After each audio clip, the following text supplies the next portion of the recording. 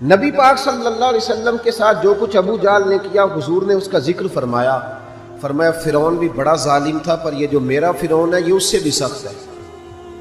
فرعون سے سخت کہا ابو جہل کو، لیکن جب اکرمہ بن ابو جہل نے کہا نا میں کلمہ پڑھنا چاہتا ہوں، ناراض نہ ہونا، ہم عزت نہیں دے پا رہے۔ جو 99 خوبیاں ہیں لوگوں کی وہ چھپ جاتی ہیں، پر ایک خامی ساری دنیا دیکھتی ہے۔ یہ ہمارے اندر کی وہ کمزوری ہے جس نے ہمارے علماء اور مشائخ اور بزرگوں تک کو معاشرے کے اندر بدنام کر دیا ہے۔ ہم نے وہ ایک خامی تو دیکھی اور اس شخص کی ساری زندگی کی خوبیاں چھوڑ دی۔ تیری نظر ایک خامی پہ گئی ہے، اس کا مطلب ہے تیرا اس مکھی سے تعلق ہے جو صرف گند پہ بیٹھتی ہے، پھول اسے نظر ہی نہیں آتا۔ ہماری ہر محفل میں جب کوتاہیاں ڈسکس ہوں گی تو پھر دنیا میں اچھا کون بچے گا؟ رسول کریم عزت دینے آئے، سنو اور یاد رکھو، اکرمہ بن ابو جہل کے بیٹے کلمہ پڑھنے آ رہے ہیں۔ میرے کریم رسول حضرت ابو بکر صدیق فرماتے ہیں میں اس دن اتنا رویا کہ میری داڑھی آنسوں سے بھر گئی۔ نبی کریم فرمانے لگے بھائی مجھے خبر ملی ہے کہ اکرمہ کلمہ پڑھنے آ رہا ہے، آؤ ذرا سارے بیٹھو میری بات سنو، حضور حکم کریں۔ تو محبوب نے فرمایا کوئی اس کے سامنے اس کے باپ کو گالی نہ دے، کوئی اس کے باپ کو اس کے سامنے برا کہہ کے نہ پکارے، کوئی یہاں ایک اور بات بھی کرنی بڑی ضروری سمجھتا ہوں، جو پکا بے ایمان کافر تھا، بے ایمان، جب حضور نے منع کر دیا کہ اس کے بیٹے کو تکلیف ہوتی ہے، جس کا کفر نص قطعی سے ثابت ہے، ان الذین کفروا سواء علیہم انذرتہم ام لم تنذرہم لا یؤمنون۔ اس آیت کی تفسیر میں جہاں بھی آپ کھولیں گے پہلا نام ابو جہل کا ملے گا، جس پر نص آ گئی کہ اس کی قسمت میں کفر ہے۔ جب وہاں حضور نے فرمایا باپ کو کافر نہ کہنا، بیٹے کو تکلیف ہوگی، تو بتا جب تو حضرت عبداللہ اور سیدہ آمنہ کے بارے میں بات کرتا ہے تو حضور کے دل کو تکلیف نہیں ہوتی؟ شرم نہیں آتی لوگوں کو؟ حیا نہیں آتی؟ حضور کا دل دکھاتے؟ اور دیکھیں عبداللہ کا معنی اللہ کا بندہ ہے، اور جو آمنہ نام ہے اس نام کا حسن تو دیکھیں، ہو درود تجھ پہ بھی آمنہ اور تیرے لال پر بھی سلام ہو۔ تو تھوڑا آپ بھی پہچانا کریں، جو تیری اماں کو برا کہے تو سلام نہیں لیتا، اور جو نبی پاک کی اماں کے بارے میں بات کہتا ہے تو کہتا ہے مولوی صاحب رل مل کے رہنا چاہیے۔ عجیب بات ہے نا تیری، اس بندے سے سلام لے لے، اس سے گلا ملا لے جس کے سینے میں نبی پاک کے والدین کے بارے میں بغض چھپا ہوا ہے، اس شخص سے سینہ ملائے۔ تھوڑا سا سوچا کریں ہمارا کسی سے جائیداد کا کیا رٹا ہے۔ تو یاد رکھیں اکرمہ جب آ رہے تھے تو نبی کریم علیہ السلام نے فرمایا کوئی اسے اس کے باپ کو اس کے سامنے برا نہ کہے۔ حضرت ابو بکر صدیق کہتے ہیں پھر حضور نے فرمایا کوئی اس کے باپ کا کفر نہ گنوائے، کوئی اس کی زیادتیوں کا ذکر نہ کرے، کوئی اس کے بارے میں کوئی آیت نہ پڑھے، کوئی میرا قول نہ دہرائے۔ حضرت سیدنا ابو بکر صدیق فرماتے ہیں میں رونے لگا تو مجھ سے حضرت ابو دردہ کہنے لگے آپ کیوں رو رہے ہیں؟ تو میں نے کہا میں رو رہا ہوں محبوب کی رحمت للعالمین پہ کہ محبوب یہ کس کے استقبال کی تیاریاں کرا رہے ہو؟ انہوں نے ساری زندگی تکلیف دی، کن کے استقبال؟ خدا را ساری۔ اب یقین کریں آپ بیٹھ جائیں کسی مجلس میں، ناراض نہ ہونا، علماء نیک لوگوں کی بات نہیں کرتا، اپنی اور آپ کی کر رہا ہوں۔ ہم کسی محفل میں بیٹھ جائیں نا، ہم نے اب گناہوں کے نام بدل لیے ہیں۔ جھوٹ کا نام ہم نے بہانہ رکھا ہے، میں بہانہ کر چڑھیا سی، حالانکہ سچی بات کیا ہے؟ جھوٹ بولا۔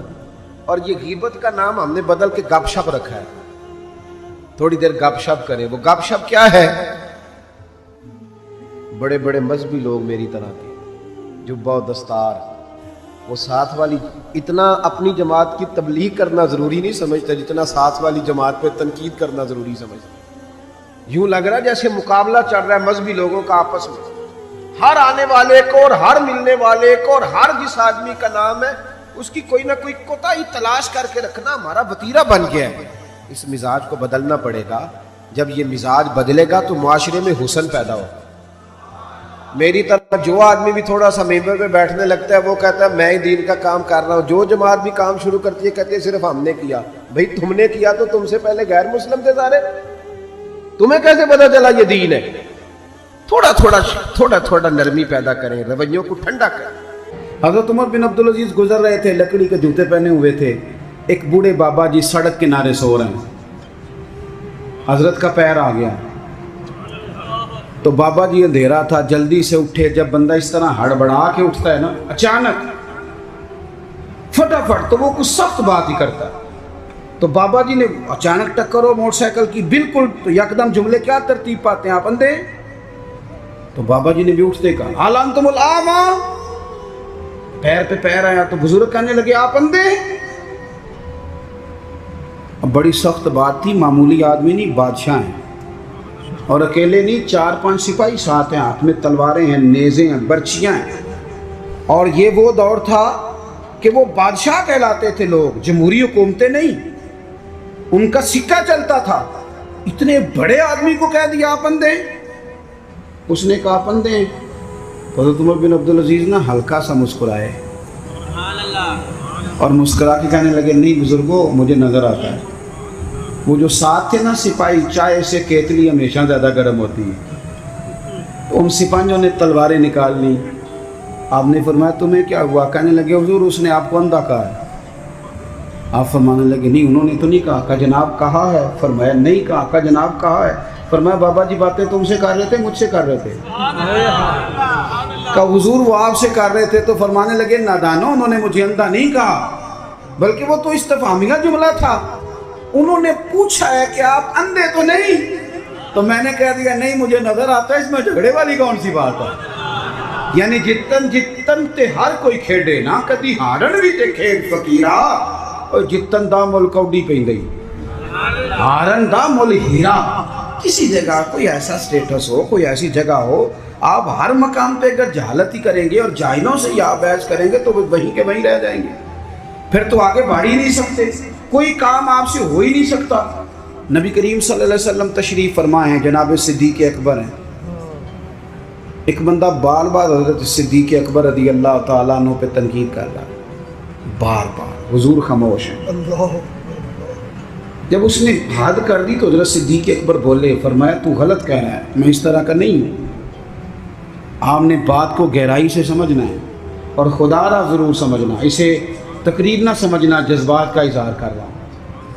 ایسے تلخ تلخ لوگ، آپ یقین کریں ہم عقیدہ لوگ، ایک عقیدے، ایک نظریے کے، ایک جماعت کے لوگ، لیکن ایک دوسرے سے دوریاں. ہمارے رویوں نے اس طرح کر دیا ہے کہ ایک شخص اکیلا ہی زندہ ہے، بس وہی ٹھیک ہے، اس کے علاوہ کوئی بھی نہیں. اتنی دوری یار. وہ امت جس کی 80 صفحے ہونی ہے قیامت کے دن، جو نظر آئے گی پوری دنیا میں کہ یہی امت ہے، وہ اس طرح ٹوٹ ٹوٹ کے بکھر رہی ہے. ہم درگزر کرنے کو تیار ہی نہیں، وہ باتیں کر رہا ہے.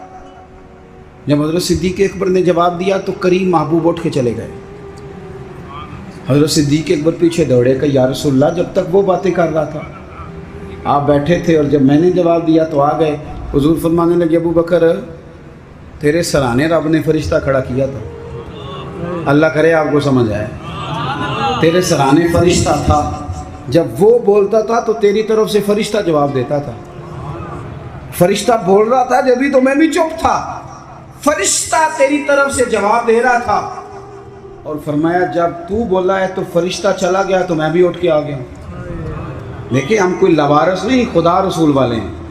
ایسا نہیں ہے کہ کہیں چپ کر دیں گے تو ہمارا وارث کوئی نہیں. آپ نہ کسی مقام پہ اپنوں کے مقابلے میں تو کہیں خاموشی اختیار کریں، آپ کہیں اپنوں کے بارے میں تو درگزر کریں. امام اعظم ابو حنیفہ رحمۃ اللہ علیہ، آپ کے والد صاحب کا انتقال ہو گیا.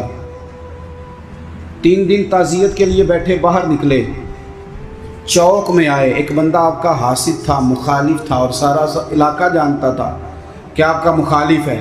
جب آپ باہر نکلے نا تو بہت سارے لوگ تھے چوک میں، وہ بھی سامنے سے آیا. السلام علیکم کے بعد کہنے لگا، توجہ کرنا بات پہ، کہنے لگا ابو حنیفہ سنا ہے آپ کے والد فوت ہو گئے. سب جانتے ہیں مخالف ہے، حاسد ہے، اور حسد کی وجہ سے مخالف ہے، سب کو پتہ ہے. اور حسد بڑی بری چیز ہے. ومن شر حاسد اذا حسد، اس کے شر سے اللہ ہم سب کو محفوظ فرمائے. یہ شریر کام ہوتا ہے. آپ کھڑے ہیں، کہتے سنے تیرے ابا انتقال کر گئے. فرمایا ہاں. کہنے لگا اپنی ماں کا نکاح میرے ساتھ کر دو. یارو کہہ دیتے ہیں لوگ بڑی بڑی باتیں، کبھی دیکھو تو صحیح، بڑا کچھ کہہ، چلو سامنے نہیں تو پیٹھ کے پیچھے کہہ دیتے ہیں.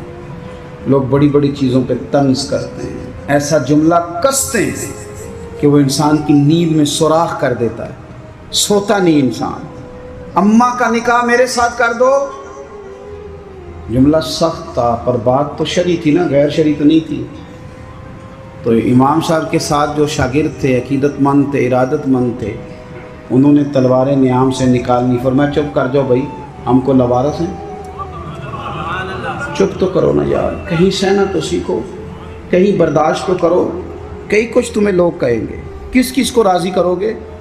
حضرت امام صاحب رحمۃ اللہ علیہ نے ساری ہمت سمیٹی، آنسو جو چمکے تو ان کو بھی دامن میں سمیٹ لیا، ہمت جمع کر کے کہنے لگے میاں تم نے کہا ہے میں اپنی ماں کا نکاح تیرے ساتھ کر لوں تو عدت گزر لینے دے، میں تیرا نام لے کے اماں سے بات کروں گا، اگر وہ تیرے ساتھ نکاح کرنا چاہے تو مجھے اعتراض کوئی نہیں۔ اوئے ہوئے ہوئے، دل دریا سمندروں ہی ڈونگے، کون دلاں دیاں جانے، دل تو ٹوٹ گیا نا، بکھر کیا دیتے ہیں یار۔ کئی دفعہ جس نے 40 سال بھی قرآن پڑھایا ہو، مسجد نے ڈیوٹی کی ہو، اس شخص کو بھی کئی دفعہ لوگ مسجد کے دروازے پہ کھڑے کر کے بات کر دیتے، بڑی تکلیف ہوتی، بڑی تکلیف ہوتی ہے بعض اوقات۔ بڑے بڑے لوگوں کو لوگ کیا گزرتے، حضرت امام صاحب فرمانے لگے عدت بیت لینے دے، تیرا نام لے کے بات کروں گا، تیرے ساتھ نکاح کرنا چاہے تو مجھے اعتراض کوئی نہیں۔ یہ کہہ کے اپنے دوستوں کے بازو تھامے اگلے چوک میں گئے، وہ بندہ دھڑام سے زمین پہ گرا، اعتراض دھڑام سے گرا، روح پرواز کر گئی۔ لوگ کہنے لگے حضور اسے کیا ہوا؟ آپ فرمانے لگے اس نے سمجھا تھا میں لوارث ہوں، اسے کچھ بھی نہیں ہوا، ابو حنیفہ کے صبر نے اس کی جان لے لی، میرے صبر نے جان لے لی۔ تیرا صبر کئی دفعہ جان لے لے گا، تیرا صبر، تیرا حوصلہ، تیری دلیری، آپ اپنی زندگی میں یہ کریں نا بھائی۔ کیا ماجرا ہے؟ ہم ہر وقت جو ہے کسی جگہ بھی عاجزی نہیں دکھاتے، کسی مقام پہ، کہیں مان جایا کریں چپ کر۔ امام زین العابدین، ایسے ہی بات پہ بات یاد آ گئی، زیادہ باتیں نہیں کرنی، بس سمیٹنے لگا ہوں۔ امام زین العابدین مسجد نبوی سے نکلے، جس مسجد کی اصل وارث امام زین العابدین، مسجد شریفہ سے نکلے تو ایک بندہ پیچھے ہو لیا، بادشاہ نے پیسے دیے، معاذ اللہ وہ امام صاحب کو برا بھلا کہہ رہا ہے۔ یہ مزہ ہے، کبھی اسے لے کے تو دیکھیں، یہ بھی ایک مزہ ہے، یہ بھی ایک سرور ہے کہ آپ کو برا کہے آپ برداشت کر رہے ہیں، لیکن شرط یہ ہے کہ آپ مخلص ہوں۔ قرآن کہتا ہے یجاہدون فی سبیل اللہ ولا یخافون لومۃ لائم ذالک فضل اللہ۔ فرمایا لوگ اللہ کے راستے میں جہاد کرتے ہیں، لوگ انہیں برا کہیں تو پرواہ نہیں کرتے، ذالک فضل اللہ یؤتیہ من یشاء، یہ ان پر اللہ کا فضل ہے، اور یہ فضل رب جسے چاہے اسے عطا کرتا ہے۔ اللہ اکبر۔ حضرت امام صاحب گزر رہے ہیں تو اس نے برا بھلا کہنا شروع کیا، امام صاحب جن قدموں سے چلتے تھے وہ چھوٹے کر دیے، قدم چھوٹے چھوٹے، زیادہ باتیں کر لے۔ امام صاحب کا گھر آ گیا، وہ بندہ تھک گیا، کہتے تو بولتے ہی نہیں، گھر آ گیا تو آپ فرمانے لگے کوئی بات رہ گئی ہو تو کر لے، میرا گھر آ گیا۔ وہ کہتا ہے مجھ پر تو کسی نے بجلیاں ہی گرا دی، پہلے میں نے اخلاق سنا تھا، اب میں نے اخلاق دیکھ لیا، بجلیاں گر گئی، سناٹا چھا گیا۔ جب میں سختے میں آ گیا نا، ہم تو دشمن کو بھی پاکیزہ سزا دیتے ہیں، کہتے ہیں جب میں پورے سختے میں آیا تو امام زین العابدین کہنے لگے ٹھہر جا ذرا، جانا نا۔ اندر تشریف لے گئے، ایک بوتل سرکے کی لائے، ایک شہد کی لائے، اور مجھے تھما کے نا، لمبی بات پھر بھی کوئی نہیں، میرے ہاتھ میں تھما کے کہنے لگے کہ لے جا، میرے دادا مولا علی نے فرمایا تھا پتر جو دروازے تک آئے اسے خالی نہیں بھیجا گیا، کہ لے جا تیری مہربانی، تحفہ ہے رکھ لے۔ وہ شخص کہتا ہے امام صاحب پلٹ کے اندر جانے لگے تو میں قدموں سے لگا، پیر چوم کے کہا حضور وہ تو کسی بدبخت نے میری ڈیوٹی لگائی تھی، قربان جاؤں، قریب آ کے پتہ چلا ہے اگر نواسے کے اخلاق کا یہ حال ہے تو محمد عربی کا اخلاق اس طرح ہے، رسول کائنات علیہ السلام کے اخلاق عالیہ کا حسن کیا ہوگا۔ آخری بات یہ ہے کہ والذین یبیتون لربہم سجدا وقیاما، نری تقریریں نہیں، نری باتیں نہیں، رب کے بندے رات سجدے اور قیام میں گزار۔ آپ نہ لوگوں کو کتنے بھی دکھ بتائیں گے تو کمزور ہوتے جائیں گے، جتنا آپ لوگوں کے سامنے اپنی پریشانیوں کا ذکر کریں گے کمزور ہوں گے، اور جتنے دکھ مسلح پہ بیٹھ کے رب کو بتاؤ گے طاقتور ہوتے جاؤ گے، طاقتور ہوتے جاؤ گے۔ آپ نا جب رات کو بیٹھتے ہیں اور آپ کا مسلح آباد رہتا ہے، یہ موبائل یہ ساری چیزیں آپ کی جان چھوڑتی ہیں، اور صرف زیادہ نہیں، آدھے گھنٹے کے لیے 20 منٹ کے لیے چند نفل پڑھ کے تلاوت کر کے درود و سلام پڑھ کے جب ہاتھ اٹھاتے ہو نا، تو آپ کو اللہ روحانی قوت دیتا ہے۔ یہ جو سجدے کا نور ہوتا ہے یہ بندے کو طاقتور کرتا ہے۔